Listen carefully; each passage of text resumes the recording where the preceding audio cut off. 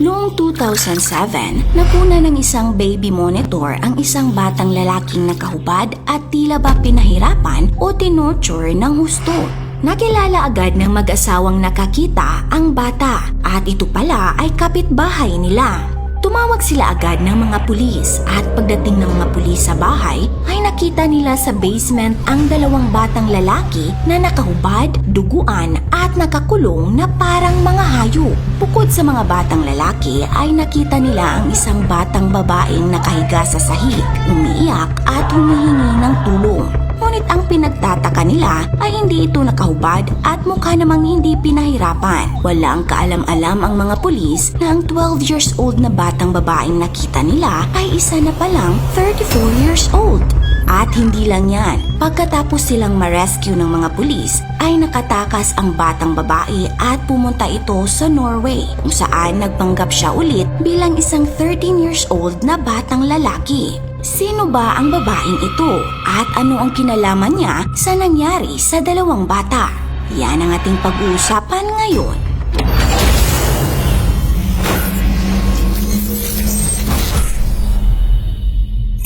Ang mga batang ulila ay nangangailangan ng pagmamahal at atensyon, kaya naman napakalaking bagay para sa kanila ang maampon ng isang napakabuting pamilya. Marami na rin tayong narinig na mga kwento tungkol sa mga ulilang inampon at naging maganda ang buhay.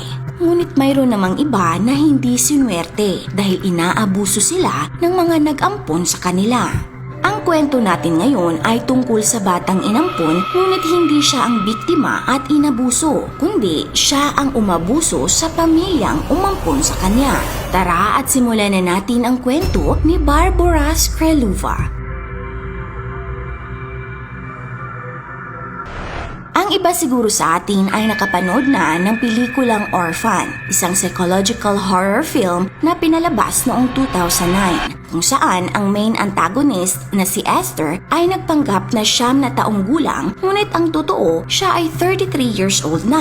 Sinasabing ang naging inspirasyon ng pelikulang Orphan ay ang kwento ng buhay ni Barbara Skrelova. Si Barbara Skrelova ay ipinanganak sa Czech Republic at tulad ni Esther sa pelikulang Orphan ay may sakit rin si Barbara na tinatawag na hypopituitarism. Ang hypopituitarism ay isang karamdaman kung saan ang pituitary gland ay hindi nagpuproduce ng sapat na halaga ng hormones sa katawan. Ang pituitary gland kasi ang responsable sa pagpuproduce ng iba't ibang hormones sa katawan tulad ng growth hormone. Kaya kapag hindi sapat ang napuproduce na growth hormone sa katawan ay hindi nagiging normal ang paglaki ng isang tao. Kaya dahil sa sakit na ito ay nagmumukhang 12 years old tingnan si Barbara at madalas siyang mapagkamala ng iba na isang bata. Ngunit ang totoo, siya ay 34 years old na. May nakita rin tayong ibang mga artikulo na nagsasabing ang kanyang edad ay 33 years old at nagpanggap siya bilang isang 13 years old na batang babae.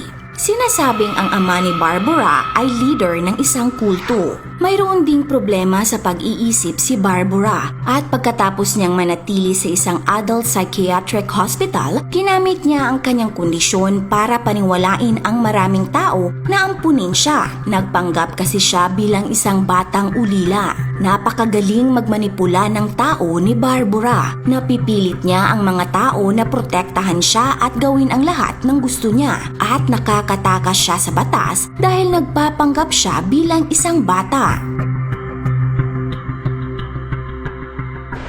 Ang ina ng mga batang nakita sa baby monitor at na-rescue ng mga pulis ay si Clara Meruva. At maniwala man kayo o hindi, ang mismong ina nilang si Clara ang gumawa nun sa mga bata. Ang pangyayaring ito ay naging maingay sa publiko at media noong 2007 at tinawag itong Korem case dahil sa Korem, Czech Republic ito nangyari.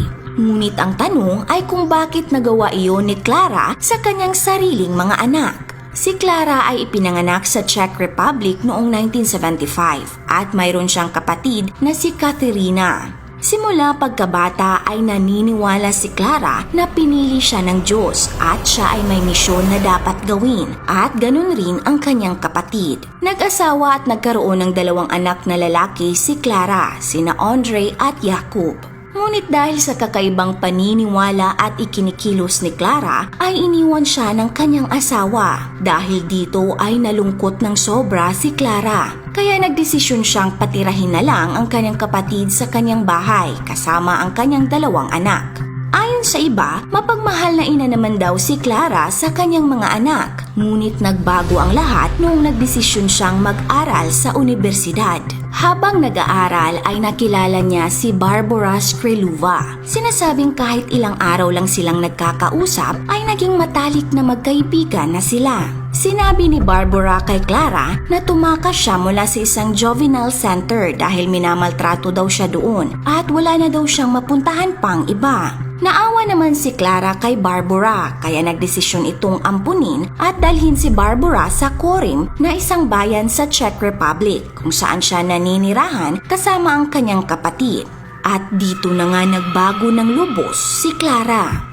Sinabi ni Barbara sa magkapatid ang tungkol sa kulto na tinatawag na The Grail Movement at pinangungunahan di umano ito ng tinatawag nilang The Doctor, kung saan nakikipag-communicate ito sa kanyang mga followers sa pamamagitan ng text messages at naghihimok itong gawin ang cannibalism, kalaswaan, pang-aabuso at iba pang mga karumal-dumal na gawain.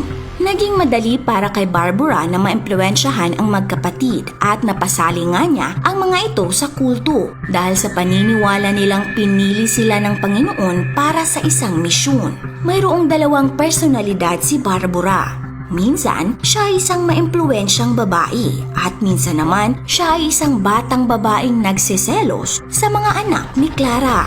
Nagsiselos siya sa atensyong ibinibigay ng magkapatid sa mga bata kaya itinuturo niya ang mga bata sa mga kasalanang siya naman ang gumawa. Napasunod ni Barbara ang magkapatid na ikulong ang mga bata sa isang bakal na kulungan sa basement ng kanilang bahay. At ginawa naman ito ni Clara at Katerina. Lahat ng inuutos ni Barbara na gawin sa mga bata ay ginawa ng magkapatid.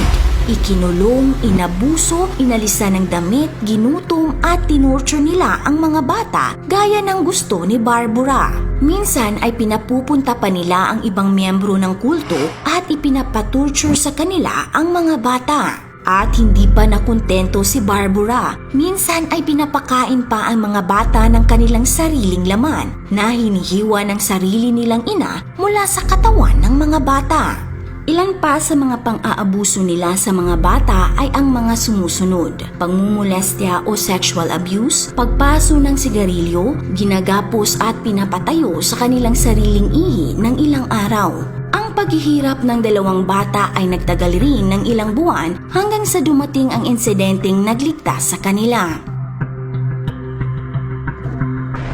Naisip ni Barbara na mabuting makita niya kung ano ang ginagawa ng 2 bata kapag wala sila sa mga tabi nito, kaya bumili siya ng isang baby monitor. Ngunit ang naging problema ay bumili rin ng parehong baby monitor ang kapitbahay nila. Bumili ang mag-asawa dahil mayroon din silang anak at gusto nilang mabantayan ito tuwing gabi.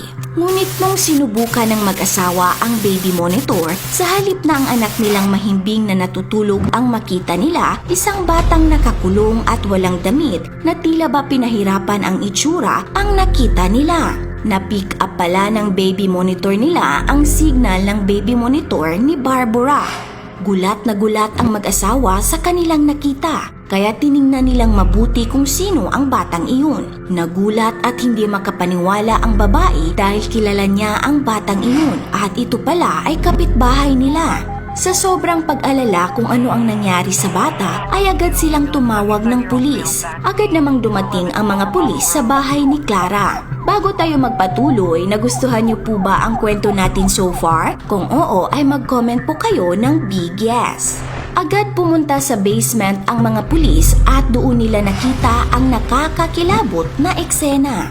Nakita nila ang 2 nakakaawang batang lalaki at bukod dito ay may nakita rin silang isang batang babaeng umiiyak at humihingi ng tulong. Kinuha ang batang babae ng pulis at sinabing ligtas na siya. Dinakip si Clara at ang kanyang kapatid na si Katerina ng mga pulis. Dinala naman ang 2 batang biktima sa ospital at ang batang babae ay dinala naman sa isang children care center. Kung nagtataka kayo kung sino ang batang babaeng iyon, siya ay walang iba kundi si Barbara Skrelova.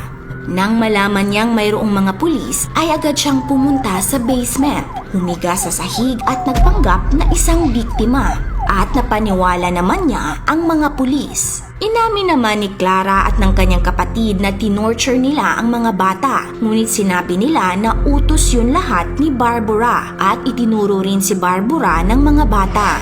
Ngunit huli na ang lahat dahil nakatakas na si Barbara sa Children Care Center. Pagkatapos niyang makatakas sa Children Care Center, ay sinasabing tinulungan si Barbara ng mga kagrupo niya sa kulto. Bumiyahe siya papuntang Norway at doon ay nagpanggap na naman siya ulit. And this time, isa na naman siyang 13 years old na batang lalaki na nagngangalang Adam. Ginupit niya ang kanyang buhok at itinago ang kanyang dibdib para magmukha siyang lalaki.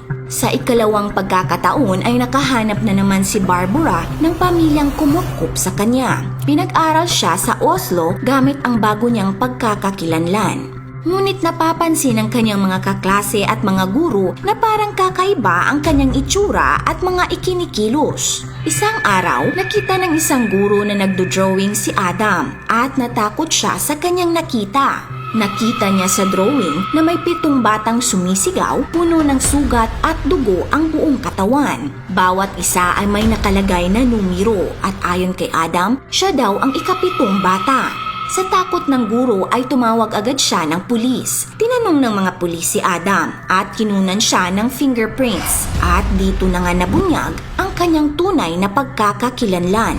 Hindi makapaniwala ang kanyang mga guro na si Adam ay isa palang 34 years old na babae at pinaghahanap pala siya ng mga otoridad sa Czech Republic.